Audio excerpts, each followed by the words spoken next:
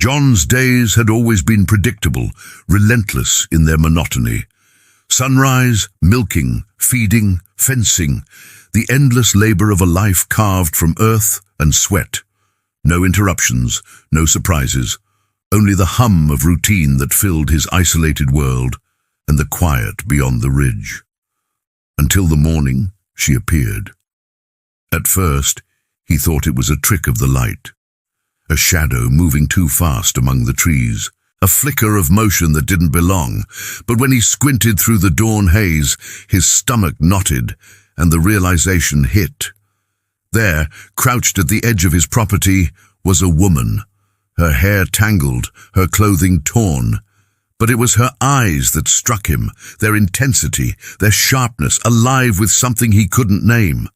Fear, defense, a dangerous certainty that screamed, "Do not follow!" Instinct screamed at him to grab the rifle, to chase her away, but something held him back. Maybe it was the desperation radiating from her, a silent plea no words could form.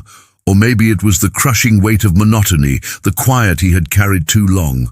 Whatever it was, he approached slowly, steps deliberate, heartbeat hammering in his chest. Each one a choice between caution and curiosity. When she saw him, she stiffened, coiled like a spring, ready to strike, ready to run. Yet she stayed. Her eyes never wavered, locked on him with a vigilance that sent shivers down his spine. She did not speak, did not plead, did not offer explanation. The moment hung brittle between them, a wire stretched too tight, ready to snap. John realized something in that instant. She had come with a story, and she would tell it eventually. But not yet. Words might destroy the fragile truce forming in the silence. So he lowered his hand from the rifle, and they remained. Two figures suspended in tension, measuring, testing, waiting. Days passed, and she remained, unseen at first, almost ghost-like, moving with a careful economy of motion. She followed his routines without disrupting them. She rose at dawn, her movements deliberate. She ate sparingly. She slept in the corner of the cabin, never near the door, never near him. She seemed almost to exist in parallel with him, part of his world, yet entirely separate. John began noticing the details. Small things, scars along her wrists, faint bruises fading into her skin, the way her eyes flitted to the horizon, tracking every shadow beyond the boundary, the faint odor of smoke and metal that clung to her, a residue of danger, clues, fragments of a life lived on the edge, a story too sharp to touch. And then came the first real sign of threat, not immediate, not loud, just a flicker in the underbrush, a snapping branch, the hum of distant voices on the wind, something that didn't belong on his land, something that shouldn't be there.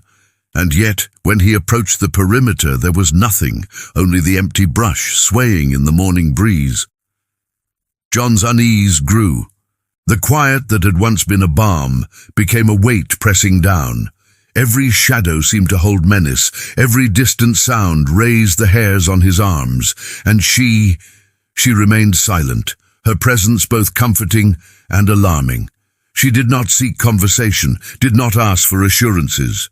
Yet in her stillness, a bond was forming, a fragile, unspoken understanding that survival now depended on both of them. At night, the tension thickened. When he lay awake, the cabin creaked, the wind whistled, and the faintest rustle outside made his heart leap. He would sense her presence before he saw her, a pulse at the edge of his awareness, alert, calculating, alive. And he realized he was no longer just a farmer tending his land. He had become a sentinel, guarding not only his property, but a woman whose past carried weight he could not yet measure. He studied her in silence, the way she slept, always facing the wall, hands tense, the way her eyes flinched at distant sounds, the subtle tremor in her fingers when night fell. He noticed the way she avoided the center of the cabin, how she kept her movements minimal, almost ritualistic. Every motion told a story. Every glance betrayed memory of something horrific, something relentless, something from which she had fled. Curiosity began to gnaw at him, clashing with fear. Who was she? Why had she come here? And more importantly, who was chasing her? The questions were dangerous. Answers could bring ruin, and yet he could not stop himself from wondering. And in that wonder, a dangerous attachment began to grow, a desire to protect, even without understanding. The first direct hint that danger was closing in came one evening. A branch snapped too sharply in the darkness. A shadow flickered across the periphery of his vision. He stepped outside, muscles coiled, rifle ready, and saw nothing. Nothing but the ghost of movement and the echo of a presence that might not have existed. But she had seen it too, her eyes, wide, darting and alive with the silent language of terror, confirmed what he feared. Someone was out there, watching, waiting, tracking. The quiet between them deepened after that night. Words were unnecessary. Gestures, glances, the simple act of coexisting became their language. He sensed her trust, fragile and uneven, building like a candle in a windstorm. And he knew with a cold certainty that his choice to shelter her had irrevocably changed the rhythm of his life. John, the quiet farmer, the man who had counted on routine and the dull predictability of the land, realized that his existence had shifted. It was no longer just labor and solitude. It was tension, it was danger, it was responsibility. And though fear coiled in his stomach like a living thing, he felt something else too. An unnameable thrill in the fight to protect something, someone, against invisible threats. The woman had come seeking refuge, and he had given it. But refuge was never free. And John, staring into the shadowed corners of his cabin as night pressed against the walls, felt the weight of a truth he could not yet name. The ledger had begun to be written. Every silence, every movement, every glance was a note in a score that would crescendo into chaos. And the first chords had already sounded. The days bled into one another, and the silence that had once defined John's life began to crack. Her presence was no longer a shadow on the edge of his awareness. It was a pulse that dominated every thought, every movement. He began to notice the subtle things, the way her eyes lingered on every ridge, every horizon line, as if scanning for threats invisible to him. The way her hands trembled when she touched something sharp, or when the wind carried sounds too distant to understand. Clues, signals, shadows of a story that hovered just beyond his reach. It began with flashes, fragmented images that seemed to burn behind her gaze when she slept, a face twisted in anger, a hand holding a knife, a fire that devoured everything in its path, a man shouting her name. She jerked awake sometimes, gasping silently, like the memory of some unspeakable terror had caught her mid-breath. John could feel it, could sense it in the tightness of her shoulders, in the way she kept herself poised to flee at any moment. The weight of her past was not a whisper. It was a shadow pressing against his chest. He began to see signs in the world around them. A broken fence post that hadn't been there before. A footprint in the dirt near the edge of the property, rustling in the underbrush that stopped as soon as he moved toward it. The outside world, distant but insistent, was pressing in, probing, searching, and he realized with cold certainty that her enemies, or whatever hunted her, were meticulous, patient, and dangerous. Curiosity gnawed at him. He wanted to ask questions, wanted to know her name, her story, why she had fled. But there was a fear in him too, a primal hesitation. He could see the danger in even the smallest disclosure. Words could betray her. Words could call attention. Words could unravel the fragile sanctuary they had carved from isolation. So he watched. He waited. He observed, and in that waiting he learned more than she ever intended to show. Sometimes he caught her staring into the distance, lips pressed together, fingers tracing scars along her arms. Sometimes he found notes she had hidden, a scrap of paper, a sketch of a place, a word that didn't make sense. Fragments of a map, symbols he could not decipher, pieces of a past too dangerous to confront directly. And yet, with each discovery, a thread began to form, leading him deeper into a story he was both terrified and compelled to know. She trusted him enough to exist in his space, but never to speak. And that silence, that careful, deliberate silence, it spoke louder than words ever could. It told of betrayal, of men and women who had turned on her, of corners cut, fences burned, lives destroyed. It told of blood, of debts unpaid, of secrets carried like bullets, ready to strike without warning.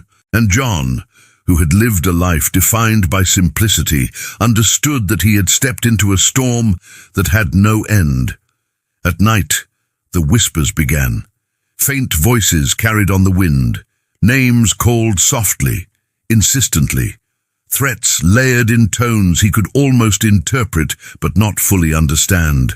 Every time a branch snapped or a distant animal cried, John felt a jolt in his chest, a reminder that she was not alone in the world. That the past she ran from had a reach longer than the roads themselves, darker than the nights, colder than the wind that cut through the valleys. Despite it all, their bond grew, not in words, not in shared conversation, but in survival, in understanding, in the delicate choreography of coexisting with danger pressing against their backs. They moved through the day in a silent rhythm, she tending to her shadows, he tending to his land. Eyes met at moments, acknowledging vigilance, hands brushed occasionally while passing tools, a silent reassurance. Trust grew in the cracks between fear, brittle but real, a lifeline in a world that had become unrecognizable. John's moral struggle deepened. He had taken her in. He had sheltered her. But the longer she stayed, the heavier the burden became.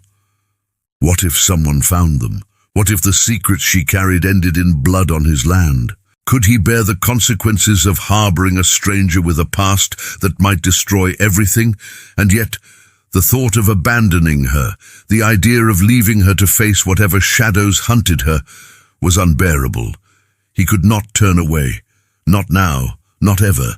She was a cipher, and every observation he made only deepened the enigma. He could see the tension in her back, the way her body tensed at distant sounds, the way her gaze tracked movement beyond his vision, and every time she flinched, every time she pulled away, he felt the responsibility weigh heavier, pressing down on him like a stone. He could not fail her. He would not fail her. The outside world was starting to encroach. Small signs, subtle but undeniable, tracks in the dirt beyond the boundary, stray dogs sniffing too close, a distant rider glimpsed in the horizon, gone before he could approach. The quiet sanctuary he had built was cracking under the pressure of reality, and John could feel it. The peace he had known, the isolation he had cherished.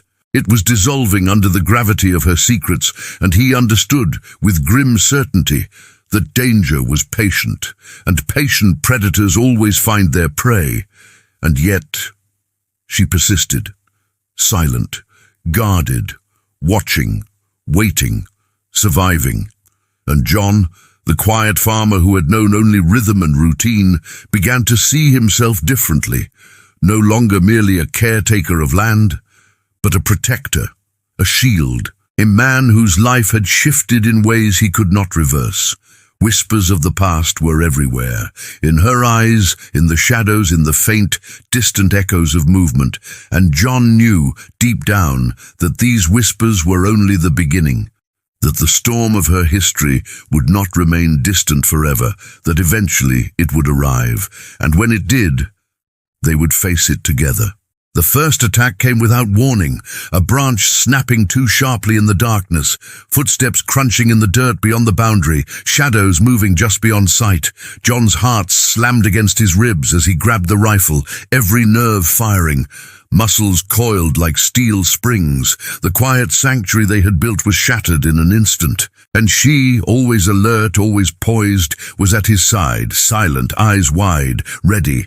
The second attack came at dusk when the sky bled red and the wind carried every sound with a cruel clarity. Figures emerged along the ridge, quick, calculated movements, rifles raised, eyes searching. They did not call out.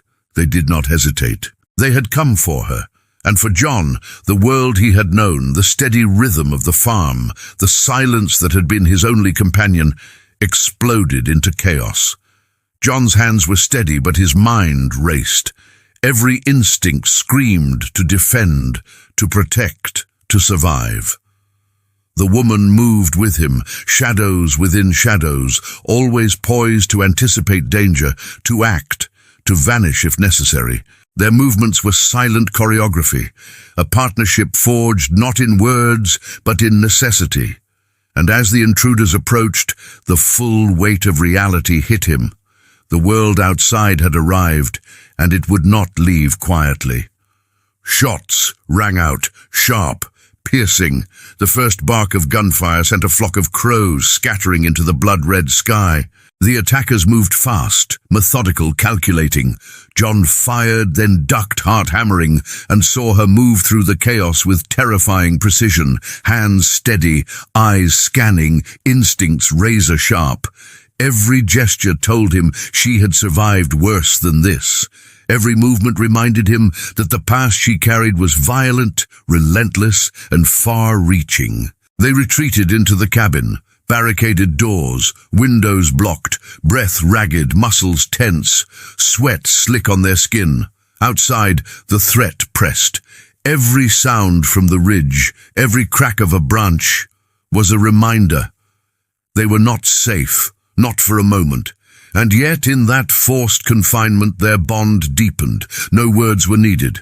A glance, a nod, a shared understanding that survival required absolute trust. The night stretched endlessly, shots sporadic, whispers from the darkness. The wind carried their enemy's presence like a living thing, probing, searching, testing. Every rustle in the underbrush, every distant footstep was amplified, and every time their hearts responded in unison. She flinched. He tightened his grip. They were two bodies, two minds, linked by necessity and fear. By dawn, the attacks had subsided, but the tension remained. The fragile peace they had carved from isolation was gone, replaced by a sharp edge of danger. John understood, with a clarity that left him hollow, that the past she carried was no longer a shadow. It had arrived fully, violently, irreversibly, and it demanded a response. He began to fortify the property, fences reinforced, windows boarded, traps set in the perimeter, crude but effective. Every detail mattered. Every precaution could mean the difference between life and death. And through it all, she watched, silent, evaluating, contributing in ways he could not name. She was not just a refugee. She was a survivor, a fighter, and he had become her protector whether he wanted it or not. Threats escalated. The attackers grew bolder. Tracks led closer. Shadows lingered longer. One night John spotted a rider, far off but unmistakable, moving with purpose. They had found them, and in that moment he realized the true weight of his choice. He had sheltered a stranger, and in doing so had entangled himself in a web of danger that could not be untangled. Their bond became survival. They moved together, watched together, waited together. Each decision was tactical. Each glance communicated strategy. Trust had no room for error, and in the crucible of constant threat, something deeper formed. A silent acknowledgement that they could not survive apart, that the world had become an arena of life and death, and only together could they endure. John saw glimpses of her past in moments of intense action, the precision in her movements, the instinct to disappear when danger was near, the way her gaze calculated escape routes, assessed threats, and anticipated attacks. All spoke of a life shaped by violence and betrayal, and he realized the cost of this refuge was higher than he had imagined. He was no longer just protecting a woman. He was protecting a story, a dangerous, bloody story that would consume anyone who dared cross it. By the time the sun rose fully, painting the horizon in shades of fire, the attacks had stopped. But the danger remained, pressing at the edges of their lives. Their sanctuary had been violated, their lives forever altered, and John, once a quiet man of the land, understood that nothing could return to the way it was. Not his routines, not his solitude, not his world. And yet, in the quiet moments between the storms of violence, he caught glimpses of something else. Her eyes, dark and haunted, occasionally softened. She moved a little slower, breathed a little easier, allowed herself a fragment of trust. And he understood that the bonds forged in chaos, in blood and fear, were often stronger than those built in peace. They had survived the first real test, but the war was far from over. Every shadow could conceal an enemy. Every footstep could be the herald of death, and the ledger of their lives, already begun, was still being written in blood and fire. The refuge had been under siege, and they had survived, but survival was only the beginning. The dawn brought no peace, only the weight of certainty. John had suspected fragments, whispers, shadows of her history, but the full truth landed like a hammer to his chest. He discovered it slowly, painfully, in shards. A hidden journal she had kept, leather cracked and stained, pages dense with names, places, and dates. A map marked with scratches and symbols that made little sense until he realized they were trails of escape, trails of survival, trails of blood. Every page he read tightened the knot in his stomach. Betrayal, murder, lies layered upon lies, deception twisted into survival. She had not fled mere threats. She had fled men who hunted her with merciless precision, and women who had betrayed her with equal cruelty.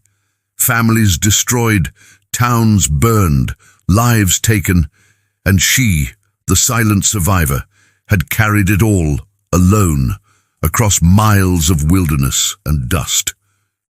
He saw it in her actions now, in the precision, in the caution, in the constant scanning of the horizon. Not paranoia, not fear, calculation, instinct. A lifetime of running, hiding, surviving, and she had trusted him enough to share none of it. Until now. The first confrontation came when one of her pursuers arrived on the ridge, a man with cold eyes and a rifle ready. She froze for a heartbeat, then everything fell into place. Every flinch, every twitch, every shadow she had avoided suddenly made sense, and John realized that his quiet refuge had been nothing more than the eye of a storm. The storm was here, and it had teeth. She moved without hesitation. Every motion spoke of training, of hard lessons learned in blood-soaked pasts. And John followed, reacting instinctively, each movement a dance between survival and chaos. The first shots rang out, splitting the morning air. The intruder's rifle cracked twice, bullets kicking up dust at their feet, grazing edges of boards and trees. Every second stretched into eternity. Every heartbeat was a drum of survival.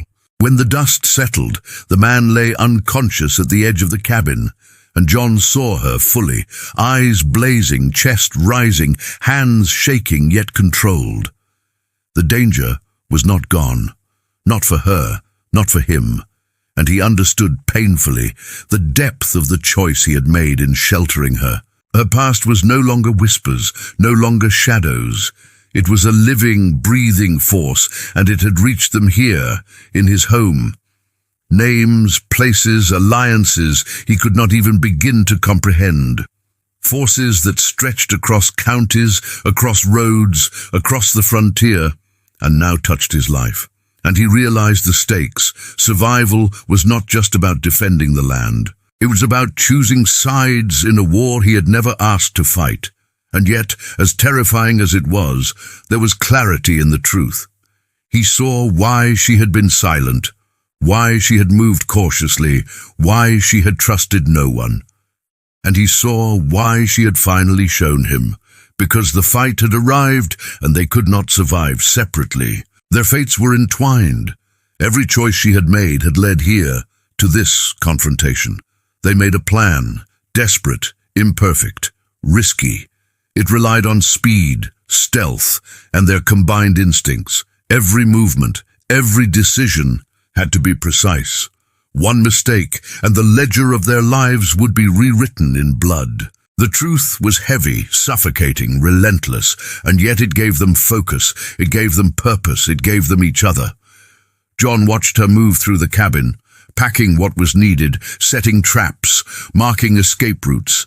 Every action revealed the full scope of her skills. She had survived assassins, mercenaries, and betrayal. She had survived because she had learned to anticipate danger before it arrived.